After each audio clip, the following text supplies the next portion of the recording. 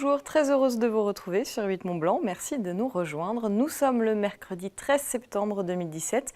C'est l'heure du JT.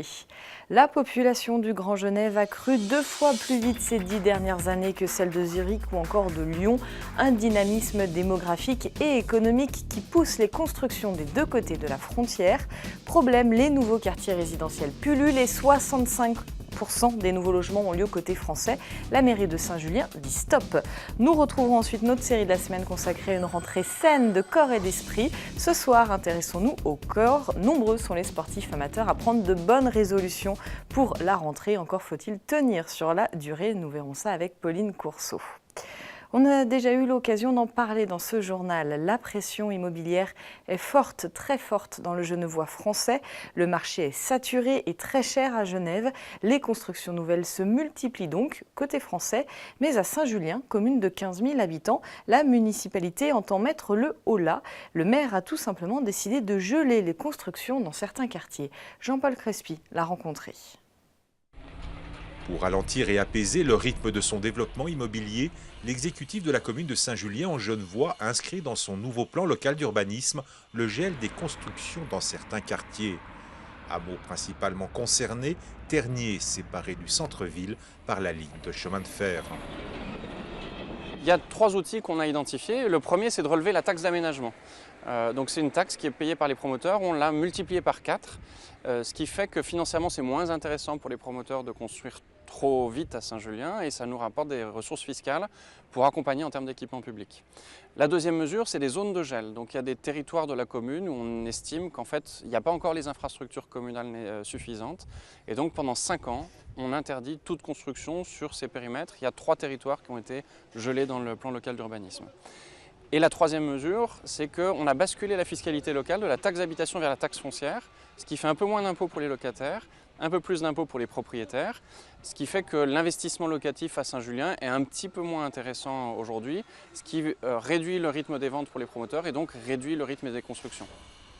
D'autres dispositions doivent permettre à l'exécutif communal de maîtriser son développement et d'assurer ses missions sans être contraint. Un développement qui devrait se stabiliser avec la création de 200 nouveaux logements par an. Notre objectif, c'est d'arriver en fait de tendre vers cet objectif de pas plus de 200 logements par an. Du coup, pour avoir le temps d'accompagner les réseaux de transport, les équipements scolaires. Là, on est en train de lancer le chantier de 2 nouvelles écoles d'un coup. À ce jour, 15 000 personnes habitent le territoire de la commune. Des habitants soucieux de préserver un cadre de vie agréable tout en bénéficiant des avantages de la cité frontalière. Un équilibre difficile à trouver sans avoir au préalable apporté des réponses aux enjeux spécifiques que pose la mobilité sur l'ensemble du territoire communal. Un mot de politique, vous ne le savez peut-être pas, mais dans quelques jours, il y aura des élections. Les sénatoriales auront lieu le 24 septembre prochain au suffrage universel indirect. Ce sont les élus locaux qui désigneront les membres de la Chambre haute du Parlement. Elle est renouvelée d'un tiers tous les 3 ans. Dans les Pays de Savoie, un seul siège est en jeu, celui du républicain Michel Bouvard, démissionnaire pour cause de cumul des mandats. Ils sont 8 candidats pour lui succéder. Martine Berthet, maire d'Albertville les Républicains, Michel Dien, maire de Saint-Alban-en-Laye, Cédric Vial, le maire des Échelles, René Chevalier, le président de la Fédération départementale du bâtiment, Corinne Casanova pour La République en marche, Lionel Combet du Front National, la communiste Sylviane Floret et enfin le socialiste Pierre Loubet, maire de Gilly-sur-Isère. Au printemps dernier, plusieurs vagues de gel ont touché vergers et vignobles en Savoie-Mont-Blanc. À l'heure de la récolte, l'impact est visible et les productions moins importantes. Nous nous sommes rendus au verger de Châteauneuf dans le bassin albervillois qui avait été touché au mois de mai dernier. La collecte a commencé malgré tout. C'était au mois de mai dernier. Les vergers de Frédéric Bergin n'avaient pas résisté à une importante vague de gel dans la combe de Savoie. 5 mois plus tard, l'arboriculteur a vu sa production divisée par 2. Seuls 20% de ses hectares sont intacts, 30% n'ont absolument rien produit. Le reste est sévèrement touché avec de nombreux fruits invendables tels quels. Malgré ces arbres chargés, 80% de la production n'est pas bonne sur cette parcelle. C'est vrai que sur cette parcelle, on aperçoit de la pomme. En l'occurrence, nous, c'est une parcelle où on pensait qu'elle n'avait pas du tout gelé. Et en fait, ce qui se passe, c'est qu'il y a 2 phénomènes sur le gel. Quand on prend du gel en pleine fleur, en fait la pomme n'est pas fécondée, donc la fleur tombe et la pomme chute.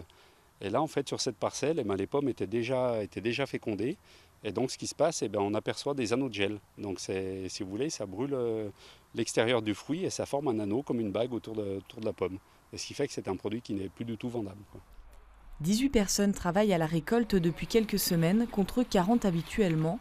Ces hectares étaient protégés du gel par irrigation. Tout, c'est de pouvoir investir et d'avoir les moyens de le faire. Nous, en l'occurrence, on privilégie le système par irrigation. Le souci, c'est qu'on n'a pas de l'irrigation à proximité de chaque parcelle. Donc partout où on peut le faire, on privilégie l'irrigation. Et après, il y a d'autres parcelles où on a utilisé ce qu'on appelle des chaufferettes, donc des bougies anti-gel, où là, on a eu quand même des bons résultats aussi. J'espère du moins que ça restera quand même quelque chose qui sera aléatoire. En l'occurrence, on s'aperçoit quand même que de plus en plus, on a des années précoces où on démarre 10-15 jours plus tôt que des années normales. Et si on a une floraison plus précoce, forcément, on est quand même en Savoie et les retours de froid sont à craindre. En plus, je pense qu'on a aussi un deuxième phénomène qui va s'accentuer, c'est le phénomène de grêle. Cette année, on a pris 3 fois la grêle sur certaines parcelles.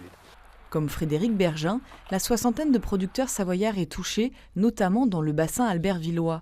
La calamité agricole ayant été déclarée, ils attendent aujourd'hui les aides de l'État et un effort des banques pour passer cette saison, en espérant que la prochaine soit plus clémente.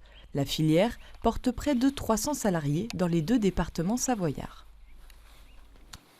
On reste dans l'économie. Somfy se porte bien. Ce mardi matin, les dirigeants du groupe Clusien ont présenté les résultats du premier semestre 2017.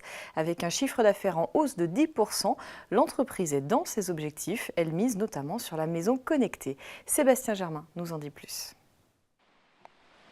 Les années se suivent et se ressemblent pour Somfy.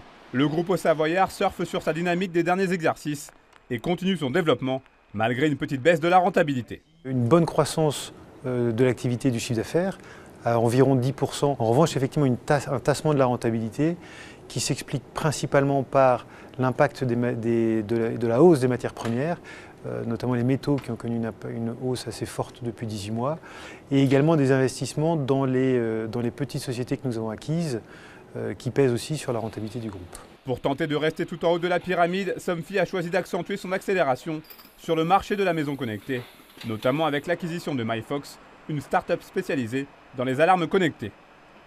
L'entreprise clusienne vient également de lancer Somfy One, un système de sécurité tout en un. Il y a besoin de tous ces nouveaux objets intelligents, mais des objets intelligents qui servent au quotidien, que ce ne soit pas des gadgets, mais qui vont venir enrichir cette expérience utilisateur et qui vont finalement apporter de la valeur à toute la solution.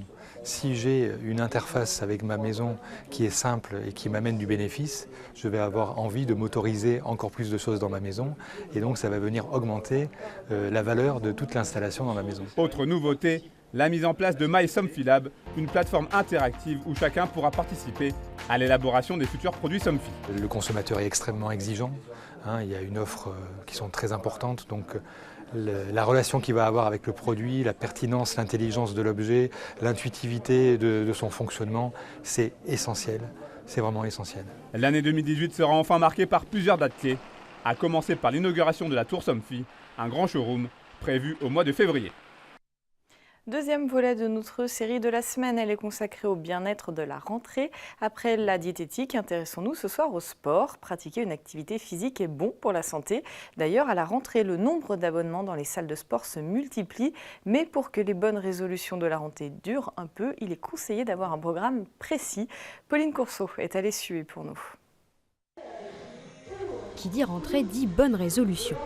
Et les vacances paraissent déjà bien loin pour ces amateurs de sport. Aujourd'hui, c'est cours de body pump, 1 heure durant laquelle on souffre au rythme de la musique. C'est un cours de renforcement musculaire sur le corps, tout le corps. On travaille plutôt résistance musculaire, endurance musculaire.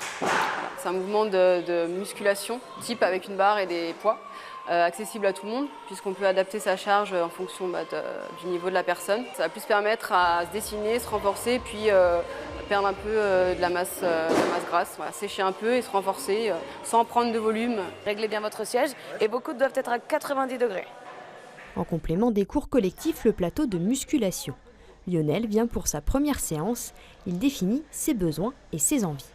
chaque nouvel adhérent va pouvoir profiter d'un rendez-vous avec un coach pour justement faire le point par rapport à ses objectifs et après pouvoir justement l'orienter au mieux sur les machines qu'il pourra utiliser ou sur les cours qu'il pourra faire.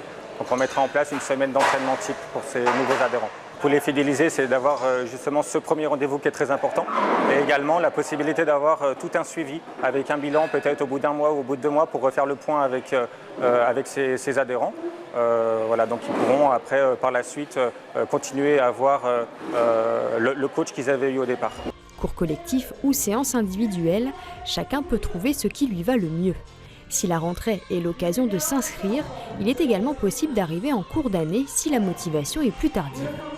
Le principe des cours collectifs, c'est qu'on change les chorégraphies tous les 3 mois, tous les trimestres. Une personne qui arriverait en cours d'année peut tout à fait commencer, sachant que cette personne pourra profiter d'un briefing avec le coach au départ pour faire le point et lui montrer éventuellement les mouvements pour éviter que la personne se blesse. A priori, vous n'avez plus aucune excuse pour ne pas reprendre le sport.